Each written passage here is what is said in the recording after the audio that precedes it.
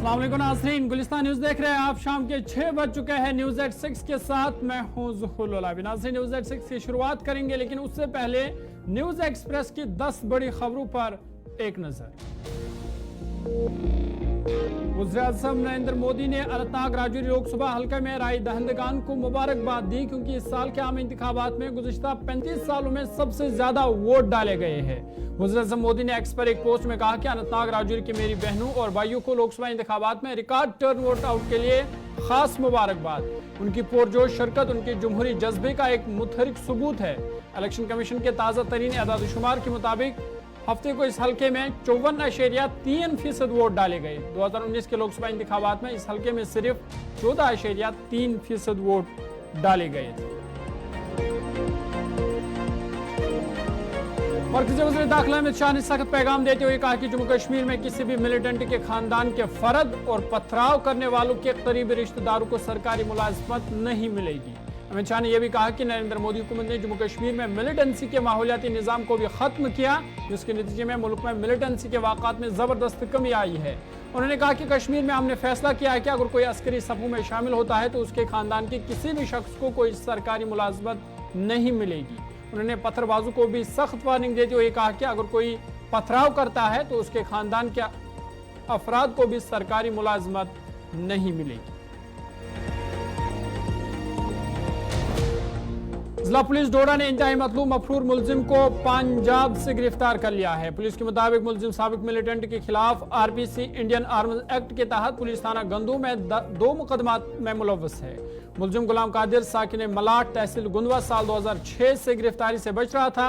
तमाम पुलिस थाना गंदू की एक खुसूसी टीम ने इंसानी जहानत और तकनीकी मदद दोनों को बुरे लाते हुए पंजाब में गुलाम कादिर को गिरफ्तार करने में कामयाबी हासिल की है।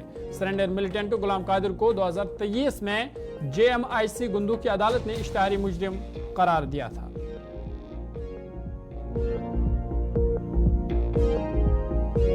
जम्मू कश्मीर में जहां दिन के दौरान शदीद गर्मी ने लोगों का हाल बेहाल कर दिया है, वहीं दौरानी शब भी दर्जा हरारत मुसलसल मामूल से ज्यादा रिकॉर्ड होने से लोगों को कोई खास राहत नहीं मिल रही है।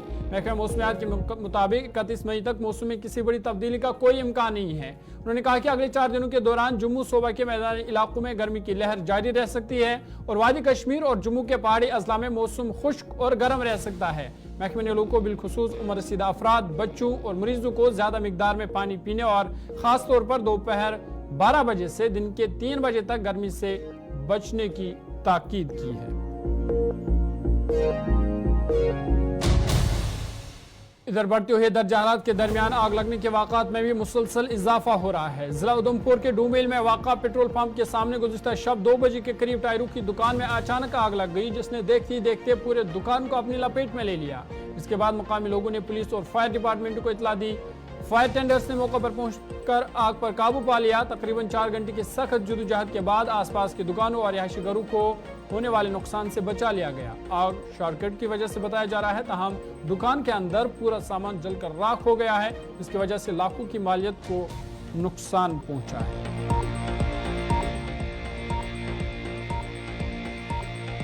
हुकूमत ने जिला किश्तवाड़ के 143 तालीमी इदारों के सरबराहों, हेड ऑफ डिपार्टमेंट की तनख्वाहों पर रोक लगाने का हुक्म दिया है। Directorate of school education Jammu ने JK अटेंडेंस ऐप पर इंदराज न होने का संजीदगी से नोटिस लेते हुए जिला किश्तवाड़ के कई इदारों के सरबराहों की तनख्वाह रोक दी है। मजीद उनसे कहा गया कि वो ऐप पर इदारों को रजिस्टर करने के लिए हुकूमती हिदायत पर अमल न करने पर अपनी पोजीशन वाज़ह करें। DSEJ की तरफ से जारी हुक्मनामे के मुताबिक जिला किश्तवाड़ के 143 इदारे JK अटेंडेंस ऐप पर रजिस्टर नहीं हैं और मुलाजमीन इस पर अपनी हाजिरी नहीं लगा रहे थे, जिसकी वजह से Jammu Kashmir civil service rules दफ़ा 128 के मुताबिक कार्रवाई की गई। मुलाजमीन से कहा गया कि वो हुकूमत की हिदायत पर अमल न करने और JK अटेंडेंस ऐप पर इदारों का इंदराज न करने के लिए अपनी पोजीशन की वजाहत 1 हफ्ते के अंदर अंदर करें।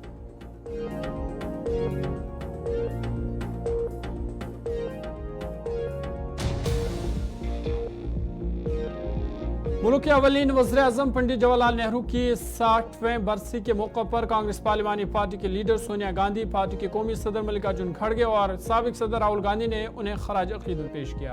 पंडित नेहरू की समाधि शांति वन पर ये लीडरान हाजिर हुए। इस मौके पर मल्लिकार्जुन खड़गे ने कहा कि मैं पंडित नेहरू को खराज अकीदत पेश करता हूँ, जिन्होंने अपनी मौसर क़यादत और मजबूत फैसलों से जदीद हिंदुस्तान की बुनियाद रखी। इधर श्रीनगर में भी कांग्रेस दफ्तर पर पंडित जवाहरलाल नेहरू को खराज अकीदत पेश किया गया।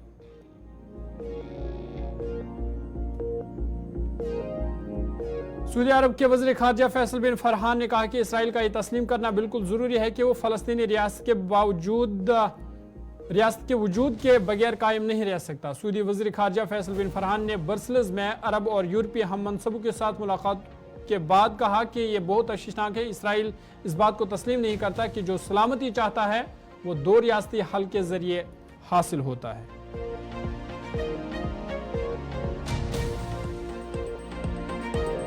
गजा की पट्टी के जुनूबी शहर रफा में इसराइल की जानिब से खेमों पर बमबारी के नतीजे में कम से कम 40 फलस्तीनी अफराद जाँ बहक और दीगर अफराद जख्मी हो गए हैं। रिपोर्ट्स के मुताबिक इसराइली फोर्स ने अक़वाम मुत्तहिदा की रिलीफ एंड वर्कर्स एजेंसी बराए फलस्तीनी पनाह गजीनों के गोदामों के करीब हजारों बेघर अफराद से बड़े एक नए कायम करदा कैंप में खेमों की जानिब से तकरीबन 8 रॉकेट फायर किए।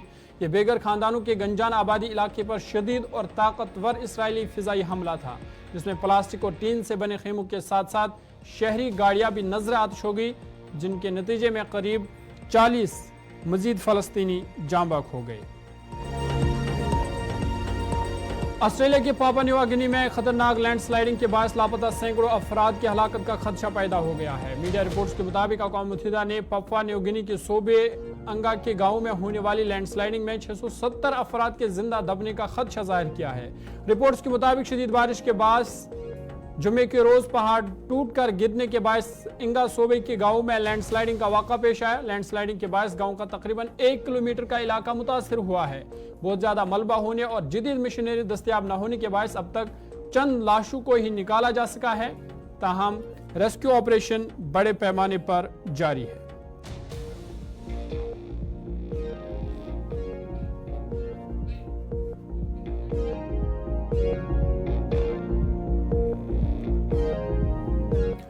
चलिए टॉप 10 के बाद सीधा खबरों पर चलेंगे और इस वक्त की बड़ी और अहम खबर और बड़ा बयान, मरकजी वज़ीर दाखिला अमित शाह का बड़ा बयान, पीओके को लेकर उन्होंने बड़ा बयान दिया है और अमित शाह ने कहा कि पीओके भारत का अटूट हिस्सा है। साथ ही उन्होंने कहा कि पीओके को वापस लेकर ही रहेंगे। उन्होंने कांग्रेस पर तंज करते हुए कहा कि कांग्रेस डराती है कि पाकिस्तान के पास एटम बम है, ताहम भारतीय जनता पार्टी किससे डरने वाली नहीं है और बीजेपी और मोदी हुकूमत पीओके को वापस लेकर ही रहेंगे। वहीं 370 के हवाले से बात करते हुए उन्होंने कहा कि मोदी हुकूमत ने दफा 370 को खत्म किया। उन्होंने कहा कि जम्मू कश्मीर को हमेशा के लिए भारत से जोड़ने का काम मोदी हुकूमत ने किया है।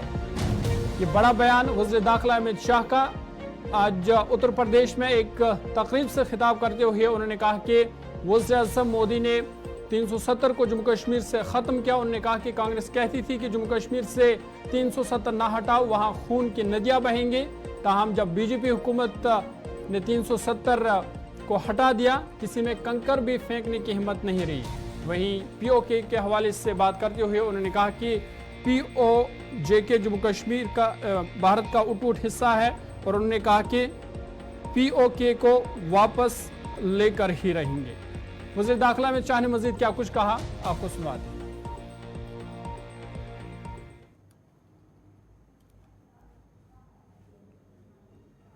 कुछ सीधे सवाल करने आया हूं। चंदौली वालों बताओ, ये पाक ऑक्यूपाई कश्मीर हमारा है या नहीं है? जोर से बोलो, है या नहीं है? ये राहुल बाबा और कंपनी हमें डराती है कि पाक ऑक्यूपाई कश्मीर को न मांगिए, पाकिस्तान के पास एटम बम है, एटम बम। अरे राहुल बाबा, आप इस देश को नहीं जानते हो, ना चंदौली वाले डरते हैं, ना भाजपा वाले एटम बम से डरते हैं। भाइयों बहनों, मैं चंदौली की पवित्र भूमि पर कहकर जाता हूं कि पाक ऑक्यूपाई कश्मीर भारत का है, रहेगा और हम उसको लेकर रहेंगे, इसको कोई नहीं रोक सकता। भाइयों बहनों, नरेंद्र मोदी जी ये थे जिन्होंने धारा 370 को समाप्त कर दिया।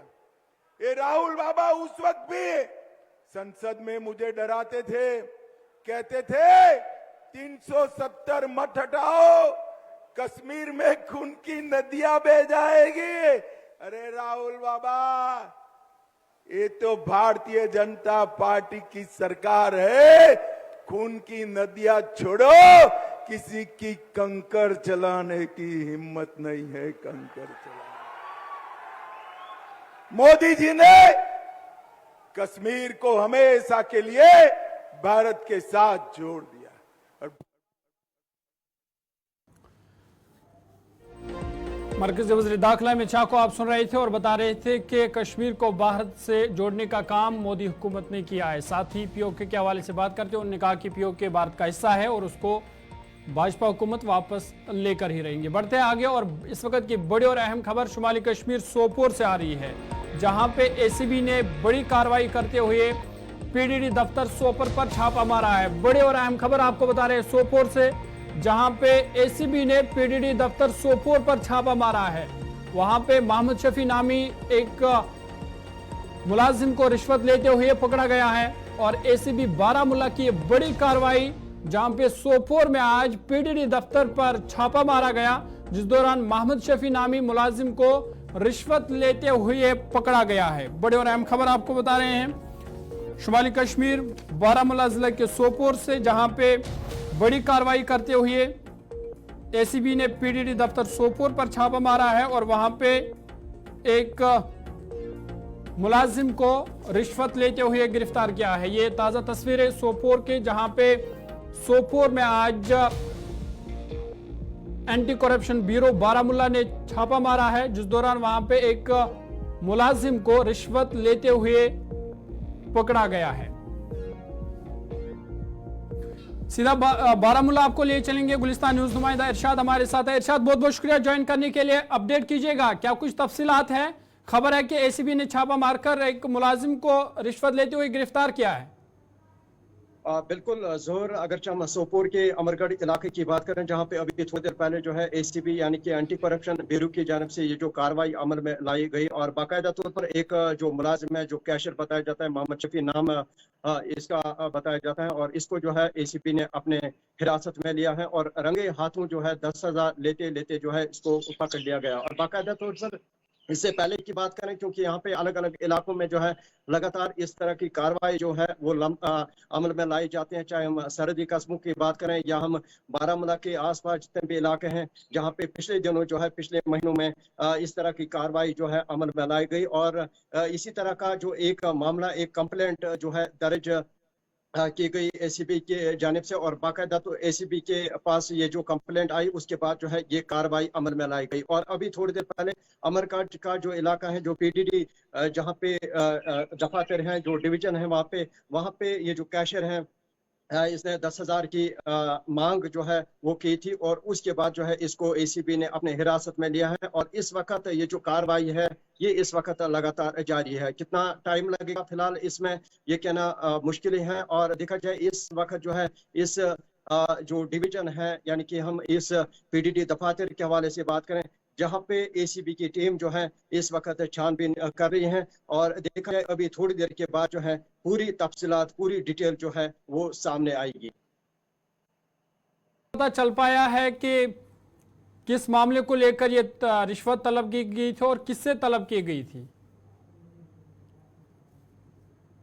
पता नहीं चला, क्योंकि अभी थोड़ी देर पहले हमने एसीबी के जो यहाँ पे अफसरान हैं उनके साथ जब हमने बात की तो उनका ये कहना कि इस कार्रवाई को कंप्लीट करने दो, फिर उसके बाद जो हम डिटेल में बात करेंगे। फिलहाल इस वक्त ये जो दफातर है, ये जो डिवीजन है, यहाँ पे कार्रवाई जो है वो इस वक्त लगातार जारी है। बताया जाता है एक जो शख्स है जो इनके पास आया था कुछ काम की गर्ज से, हालांकि इसने जो है 10,000 की रिश्वत की मांग की थी और उसके चलते जो है बाज़ाब्ता तौर पर कंप्लेंट दर्ज होने के बाद ये जो कार्रवाई है ये इस वक्त की गई। और बाकायदा तौर पर ये जो डिवीजन है, जहाँ पे आप देख सकते हैं एसीबी की जो गाड़ियां हैं वो यहाँ पे लगी हुई हैं और एंटी करप्शन ब्यूरो के जो अफसरानों के साथ साथ चाहे हम दीगर मुलाजमों की बात करें वो यहाँ पे है। फिलहाल जो है पूछताछ की जा रही है, क्या इसमें और कोई मुलव्वस पाया जाएगा ये आने वाले टाइम के बाद ही पता चलेगा। फिलहाल पूरी तरह से जो है छानबीन हो रही है और देखा जाए बताया जाता है ये मोहम्मद शफी जिसका नाम बताया जाता है जो पीडीडी में मुलाजिम है और इसी के खिलाफ जो है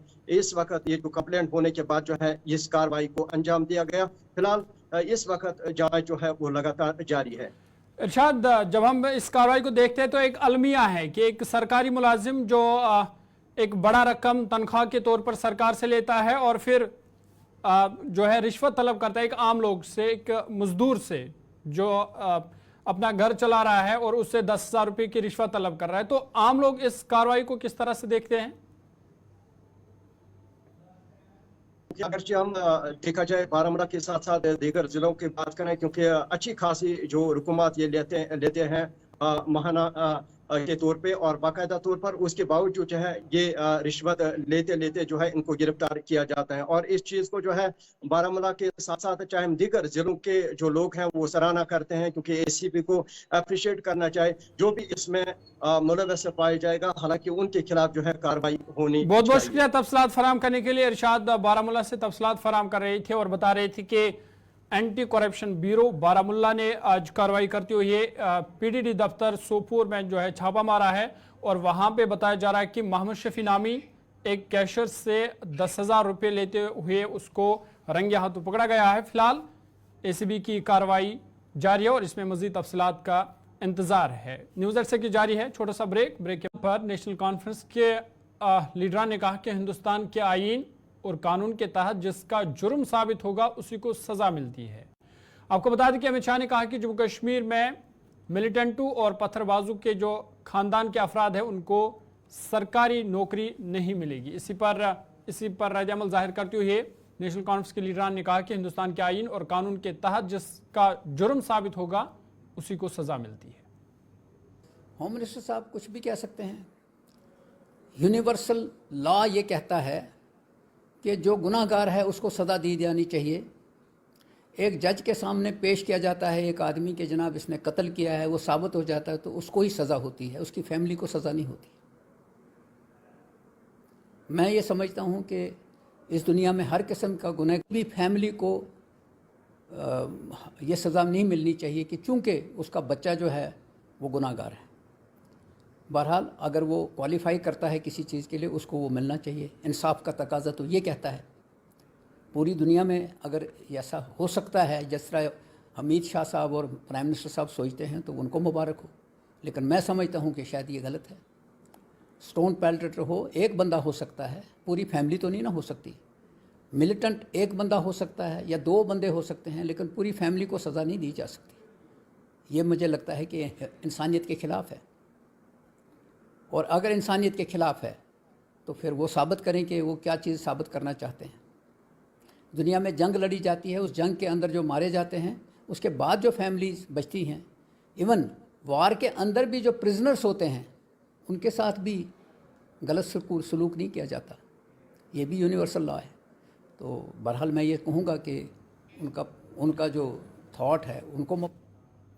आगे बढ़ते हैं। सरहदी जिला सांबा में आग की एक वारदात में कई झोंपड़ियों को नुकसान पहुंचा है। सांबा के पोशवाली मंडी इलाके में एक बिजली ट्रांसफार्मर में शॉर्ट सर्किट होने की वजह से नजदीकी झोंपड़ियों में आग लगी, जिसके बाद फायर सर्विस अमला मौके पर पहुंचा और आग पर काबू पा लिया गया। ताहम आग की इस वारदात में कई झोंपड़ियां राख की ढेर में तब्दील हुई।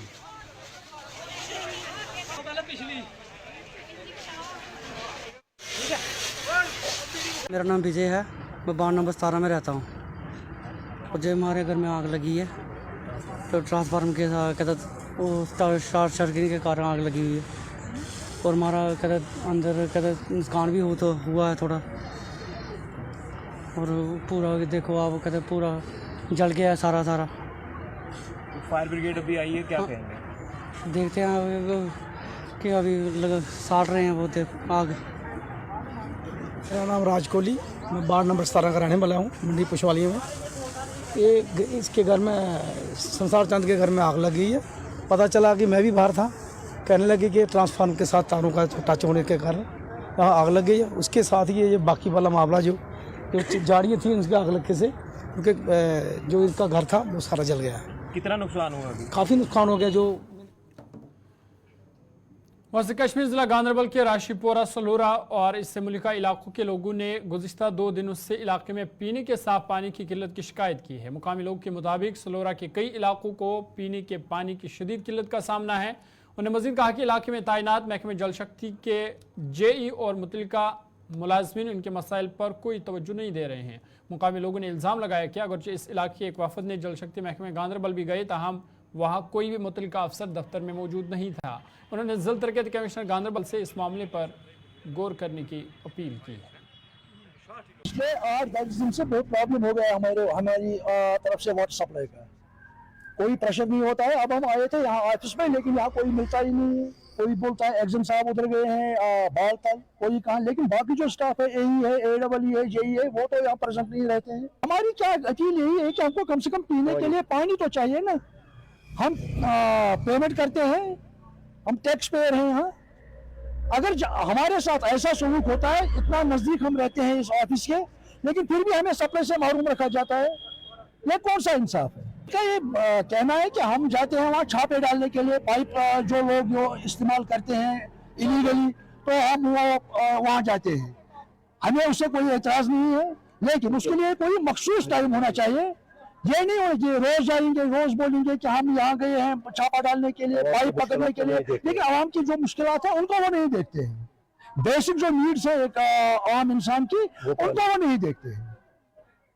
हमारी यही रिक्वेस्ट है कि इनको इन्फॉर्म किया जाए ताकि हमें इस परेशानी से निजात मिले। यही पर जो नईम साहब ने अभी कहा कि यही परेशानी है हमारी भी, कि पता नहीं है कि क्या बात है, ये क्यों नहीं इस पर गौर करते हैं। जबकि हम गांधरबल में रहते हैं, हम नजदीक है इस ऑफिस के, और हमारी तरफ कोई ध्यान नहीं दे रहे हैं। ये कोई ध्यान नहीं देते हैं, सिर्फ ये लगे हैं सिटी के पीछे है। ये हमारा जो पानी गांधरबल का है सारा सिटी में जाता है, और जो ये हम लोकल है बहुत परेशान है इस वक्त। हमें इसलिए हम यही गुजारिश करते हैं, यही साहब से, एग्जाम साहब से गुजारिश करते हैं कि इस पर गौर किया जाएगा।